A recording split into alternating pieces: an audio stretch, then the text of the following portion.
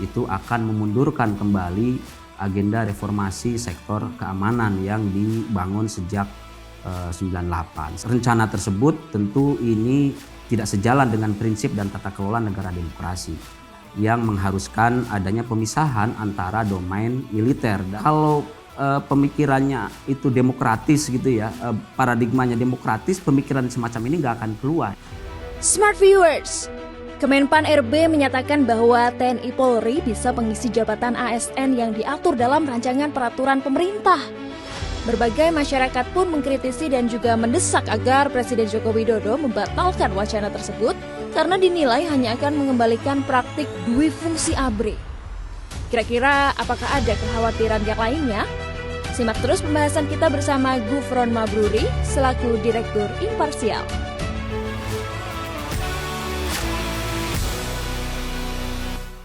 Halo Smart Viewers, selamat datang di Good Talk di Binus TV sebagai digital content creator kampus pertama di Indonesia. Nah, Smart Viewers, hari ini kita lagi mampir di kantornya Imparsial dan aku udah ditemenin sama Bang Gufron Mabruri, Direktur dari Imparsial. Halo Bang Gufron, Halo, apa kabar? Kabar baik, Ya, Alhamdulillah. Sekarang lagi sibuk apa nih Bang?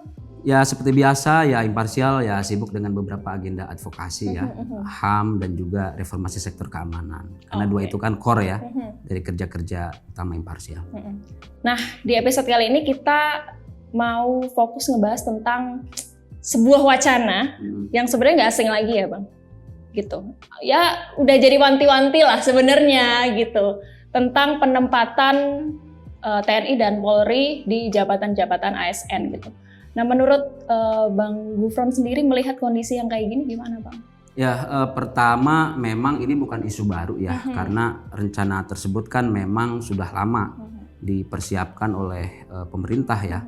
Bahkan wacananya kan sudah muncul sejak tahun sebelumnya gitu. Jadi memang ada upaya kebijakan ya yang coba disiapkan oleh pemerintah di mana TNI Polri aktif dapat menduduki jabatan-jabatan ASN baik di kementerian maupun lembaga. Nah, posisi kita ya masyarakat sipil termasuk juga Imparsial ya, salah satunya kita menolak. Ya. Dari awal kita menolak rencana kebijakan tersebut karena tentu ada banyak alasan ya. Salah satunya tentu saja itu akan memundurkan kembali agenda reformasi sektor keamanan yang dibangun sejak 98. Salah satunya berkaitan dengan kekhawatiran bangkitnya kembali dari fungsi ABRI ya, yang dulu sudah dihapuskan tahun 98. Tapi Imparsial melihat ini akan menjadi sebuah potensi atau konfliknya ini di bagian mananya sih Bang? Ya tentu ada banyak alasan ya kenapa kita menolak kebijakan tersebut. Pertama dari segi paradigma ya, rencana tersebut tentu ini tidak sejalan dengan prinsip dan tata kelola negara demokrasi yang mengharuskan adanya pemisahan antara domain militer dan sipil ya, karena dua entitas ini kan memiliki kompetensi yang berbeda ya. Kalau militer kan dia memang dipersiapkan ya, dididik dan dipersiapkan untuk menghadapi peperangan ya kan, sementara ranah sipil kan fokusnya ke pelayanan. Itu kan dua karakter yang berbeda ya antara militer dan sipil. Dan secara ketatanegaraan kan harus ada pembedaan juga gitu ya sebagai bagian dari check and balances gitu ya. Jadi secara paradigma demokrasi ini bertentangan, bertolak belakang gitu. Jadi justru saya melihat paradigmanya paradigma otoritarian, pengen semuanya disatuin di satu atap gitu kan. Yang tentu saja ini sangat bermasalah. Itu yang pertama. Terus yang kedua dari sisi undang-undang ya, yang harus dilihat kan Undang-Undang TNI dan Polri ya, karena dua undang-undang tersebut undang-undang organik ya yang mengatur fungsi dan tugas setiap prajurit TNI dan anggota Polri. Itu yang pertama-tama harus dilihat, di mana salah satu ketentuannya anggota prajurit TNI dan anggota Polri yang ditempatkan di luar jabatan-jabatan yang di luar yang diatur di dalam undang-undang tersebut, dia harus mengundurkan diri. Nah, yang ketiga tentu saja ada dampak ya, terutama misalnya terhadap jenjang karir ya di lingkungan pemerintahan sipil gitu kan. Jadi ada kekhawatiran terutama terjadinya demotivasi di kalangan ASN, ya kan? Kenapa kekhawatiran itu terjadi? Siapapun ya ASN ya di berbagai lembaga ya kementerian, tentu saja mereka bermimpi ya untuk dapat menduduki jabatan-jabatan strategis ya, bagian dari perjalanan karir ya mereka di instansi pemerintahan sipil. Tapi ini kok tiba-tiba ada orang gitu ya yang dia berasal dari luar instansi kementerian ya sipil, kok tiba-tiba gitu ya dia ditempatkan gitu ya mengisi jabatan-jabatan strategis. Tentu ada persoalan apa ya, fairness ya, ketidakadilan terutama bagi kalangan ASN gitu. Nah, dari apa yang udah dijelasin sama Bang Gufron ya kan, itu kenapa kemudian wacana ini muncul gitu Bang? Ya, wacana ini muncul menurut saya dia dia keluar ya dari pikiran-pikiran yang otoriter menurut saya gitu loh. Dari pemerintahan kita gitu kan. Kalau pemikirannya itu demokratis gitu ya, paradigmanya demokratis, pemikiran semacam ini nggak akan keluar gitu loh. Karena kenapa? Karena jelas-jelas rencana tersebut akan mengembalikan praktek duifungsi ABRI yang sudah dihapuskan pada tahun 98. Kan amanatnya jelas, duifungsi ABRI itu yang selama puluhan tahun diterapkan ya pada masa Orde Baru itu berdampak secara multidimensi ya bagi kehidupan sosial, politik, hukum, keamanan dan demokrasi di era Orde Baru, termasuk juga misalnya menjadi ruang TNI untuk berpolitik ya kan, melakukan kontrol terhadap pemerintahan, menjadi alat kekuasaan rezim. Itu refleksi dan pengalaman selama Orde Baru yang kemudian pada tahun 98 dihapuskan. Nggak boleh lagi TNI, Polri masuk ke ranah-ranah yang di luar tupoksi mereka gitu kan. Itu mandat 98. Artinya apa? Ketika rencana tersebut direalisasikan, itu kan sama aja mengembalikan apa yang sudah dihapus ya, dan bertentangan dengan mandat reformasi 98. Itu salah satu kekhawatiran. Kenapa kita menolak gitu kan? Dan ini harus menjadi pertimbangan penting buat pemerintah gitu loh. Jangan lagi lah kita punya pikiran-pikiran otoriter lah hari ini. Kita hidup di era demokrasi sehingga paradigmanya harus paradigma demokrasi yang menjadi dasar dari pembentukan kebijakan. Nah, pada aspek di tingkat praktis ya, tadi ada pertanyaan soal konflik kepentingan. Nah, salah satu dampak lain gitu ya ketika ada penempatan perwira TNI Polri aktif pada jabatan sipil, terutama TNI lah, ini akan menimbulkan jadi potensi konflik hukum gitu ya, terutama bagi TNI yang masih tunduk pada peradilan militer, ya kan 97, ya kan Undang-Undang 97. Karena undang-undang tersebut masih menyatakan bahwa kan sampai sekarang belum direvisi undang-undangnya gitu kan, yang salah satunya menyatakan bahwa prajurit TNI yang melakukan tindak pidana gitu ya umum diadili di peradilan militer gitu kan. Jadi pertanyaannya, seandainya gitu ya ada perwira TNI aktif yang ditempatkan di jabatan sipil, dia melakukan satu tindak pidana, misalnya katakanlah korupsi, dia tunduk pada peradilan mana, militer atau umum? Dalam perspektif kita dia harus tunduk pada peradilan umum, ya kan? Tapi pada prakteknya kan enggak, ya kan? Banyak kasus-kasus tindak pidana yang dilakukan oleh militer, dia diadili di peradilan militer, dan kita tahulah peradilan militer kan salah satu persoalannya kan soal impunitas, ya kan? Dia karena prosesnya tertutup, nggak transparan, nggak akuntabel, sehingga apa yang dikhawatirkan selama ini soal praktek impunitas banyak terjadi gitu kan. Nah, itu dampak lain ya dari sisi hukum ketika terjadi tindak pidana yang melibatkan perwira ya TNI yang dia berada di ranah sipil gitu kan. Dan sudah ada contohnya kan, misalnya Basarnas ya kan. Iya. Itu sebenarnya jadi contoh nyata di depan mata ya gitu. Jadi ada tarik menarik kan antara KPK dan Puspom. Iya. Nah, ini ada yang statement yang menarik lagi nih Bang. Kalau semisal penempatan jadi gitu, kita sih berharapnya jangan sampai ya. Itu mereka akan membantu menyelesaikan kasus-kasus korupsi. Ya, menurut saya itu alasan yang dibuat-buat lah ya kan. Misalnya penempatan perwira mendorong pendisiplinan ya kan. Mengingat latar belakangnya misalnya yang latar belakangnya militer, tegas gitu kan, berani, disiplin. Menurut saya itu alasan yang mengada-ngada gitu kan, karena dalam realitasnya justru kalau kita lihat beberapa kasus gitu ya, terutama di lingkungan TNI banyak juga kok kasus-kasus dugaan misalnya keterlibatan perwira dalam dugaan tindak pidana korupsi gitu kan, kemudian juga atau misalnya tindak pidana umum. Itu kan contoh ya, dan saya kira banyak gitu ya.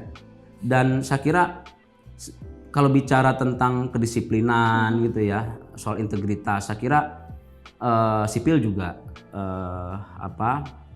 memiliki hal tersebut gitu kan. Jadi janganlah mendegradasi ya kemampuan gitu ya, kompetensi sipil dalam konteks pengelolaan pemerintah, kementerian, lembaga, sehingga menghadirkan militer. Menurut saya itu salah kaprah lah ya. Iya. Nah, ini Bang, alih-alih memperkuat instansi masing-masing ya gitu, kemudian malah justru ikut cawe-cawe di tempat lain gitu kan. Sebenarnya yang pengen dicapai ini apa sih gitu? Nah, itu juga salah satu pertanyaan kita kepada pemerintah. Kenapa sih pemerintah ngoyo? Ya. Memaksakan satu rencana yang dari sisi paradigma salah, dari sisi undang-undang bertentangan, dan secara praktis juga akan menimbulkan dampak negatif ya. Secara umum saya melihat ada kepentingan yang sifatnya pragmatis, terutama kepentingan pemerintah untuk mengamankan pembangunan ya. Investasi pembangunan, sehingga dibutuhkan kayak stabilitas gitu kan, politik, keamanan, sehingga karena paradigma tersebut akhirnya ya udah militer dihadirkan di ranah sipil, militer dilibatkan dalam proyek-proyek pembangunan gitu kan, militer dilibatkan dalam pengamanan kegiatan-kegiatan misalnya investasi, eksploitasi dan lain sebagainya. Menurut saya ini paradigma yang salah. Orde Baru itu kayak gitu, ya kan? Untuk mengamankan untuk mengamankan pembangunan ya, yang menjadi prioritas kebijakan pemerintahan otoriter Orde Baru, maka dibutuhkan stabilitas politik, stabilitas keamanan, dan untuk mewujudkan hal itu akhirnya apa? Militer dilibatkan, dan keterlibatan mereka dilegitimasi dengan doktrin dan praktek duifungsi yang berjalan selama 32 tahun. Realitasnya apa? Terjadilah berbagai kasus pelanggaran hak asasi manusia, kekerasan politik, TNI menjadi alat kekuasaan rezim, bukan seperti yang argumentasi yang sering didengungkan dari publik gitu ya. Karena justru realitasnya penyimpangan lah yang banyak terjadi gitu kan.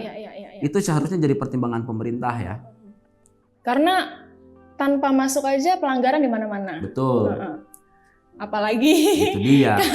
Kan harusnya paradigmanya gini ya. Kalau kita bicara dari aspek paradigma demokrasi, berpikirnya kan harusnya mengurangi keterlibatan militer di ranah sipil, bukan mempertahankan, apalagi memperluas, gitu loh.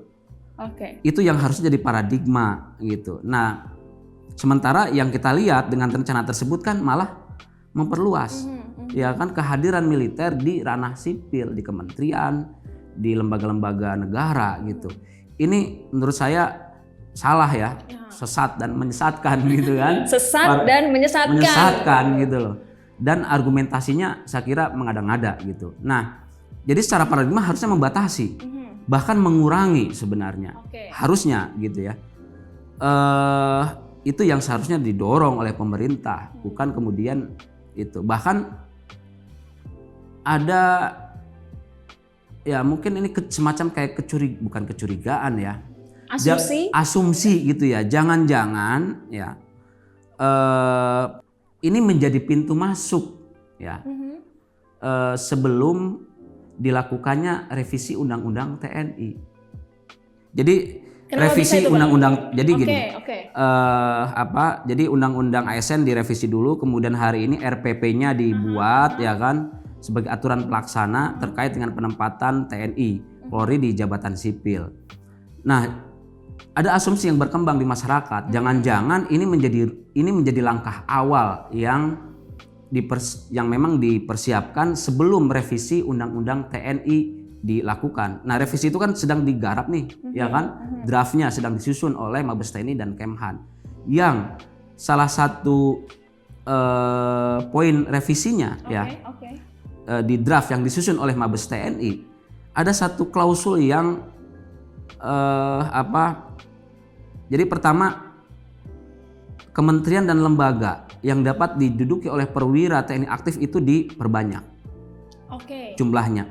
Bahkan ada satu poin gitu ya, poin terakhir saya lupa ya, bisa dicek, yang isinya kira-kira gini, TNI dapat menduduki jabatan jadi kementerian dan lembaga sesuai dengan kebijakan presiden.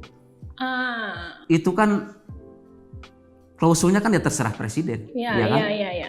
Menganga itu ya, bunyi pasal itu. Iya, itu multitafsir itu. Bisa aja presiden membuat kebijakan penempatan perwira TNI aktif di luar yang diatur di undang-undang tersebut, ya kan? Karena sesuai dengan kebijakan presiden. Ya bisa di Kementerian Desa, ya kan? Bisa di Kementerian Agama mungkin, ya kan? Bisa di Kementerian Dalam Negeri, tergantung bisa kehendak presiden, tergantung mau kehendak dimana. presiden mau di mana mereka ditempatkan. Jadi itu menurut saya itu ada tuh di poin itu masuk dalam revisi undang-undang TNI gitu kan. Ibu bayangkan ya, ketika revisi undang-undang ASN ini jalan, RPP-nya dibentuk oleh pemerintah, kemudian setelah itu ada revisi undang-undang TNI ya, dan salah satu poinnya tadi misalnya masuk gitu ya, ya sudah selesai gitu kan. Artinya perwira TNI aktif dapat menduduki di semua jabatan-jabatan sipil gitu kan.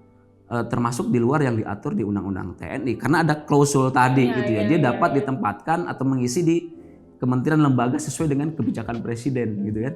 Ya terserah presidennya. Ya. Nah, tapi pembahasan ini jadi menarik Bang, karena ya di tengah dunia digital khususnya smart viewers yang kebanyakan Gen Z ini ya Bang, kita dengan mudahnya mencari informasi gitu. Sebenarnya dengan mudah juga menentukan bahwa isu yang kita bahas ini adalah isu yang harus dikawal bareng-bareng. Cuman kadang-kadang bingungnya sebagai generasi muda ini harus gimana gitu. Mungkin dari Bang Gufron nih, khususnya ke smart viewers, ada nggak sih cara untuk kita bisa ikut serta gitu, maupun secara langsung maupun nggak langsung gitu Bang? Ya, pertama itu kemewahan hari ini ya. Kita terutama generasi hari ini memiliki akses yang sangat luas, tidak terbatas terhadap informasi ya. Semuanya tersedia.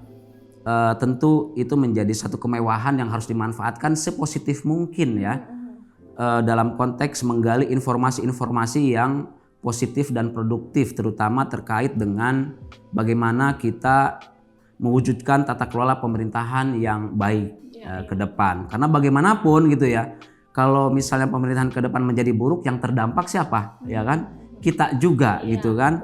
Teman-teman Gen Z juga, teman-teman milenial juga, mereka yang akan merasakan dampaknya ke depan gitu ya, dari berbagai praktek penyimpangan fungsi dan peran TNI Polri. Nah, jangan sampai itu terjadi. Itu yang pertama. Yang kedua tentu saja sangat penting buat kita untuk belajar dari pengalaman sejarah gitu ya. Menurut saya itu sangat penting supaya kita aware gitu kan, bahwa ini salah loh, ini nggak boleh loh untuk diulangi lagi pada masa hari ini gitu ya, hari ini dan juga ke depan, karena itu akan membalikan apa yang sebelumnya buruk gitu ya, masa mau diterapkan lagi di hari ini dan di masa depan. Nah, sejarah menjadi penting dan saya kira itu menjadi pegangan kita bersama gitu ya. Jangan sampai apa yang terjadi pada masa Orde Baru ini terulang kembali hari ini dan juga ke depan gitu. Sebenarnya kalau mau tahu lebih lanjut juga ada di Instagram. Imparsial punya Instagram ya Bang? Ya. Maksudnya kalau kepo ya bisa cek Instagram media. Imparsial atau website Imparsial. Kita banyak publikasi-publikasi yang berkaitan dengan isu reformasi militer, isu reformasi polisi. Kenapa reformasi tersebut menjadi penting gitu loh, hari ini dan ke depan. Bisa langsung cek aja nih smart viewers. Bang Gufron, terima kasih. Sama-sama. Untuk sharingnya di episode kali ini ya. Semoga smart viewers juga bisa tercerahkan dan punya insight baru tentang isu yang kita bahas di hari ini. Jangan lupa like dan komen juga boleh.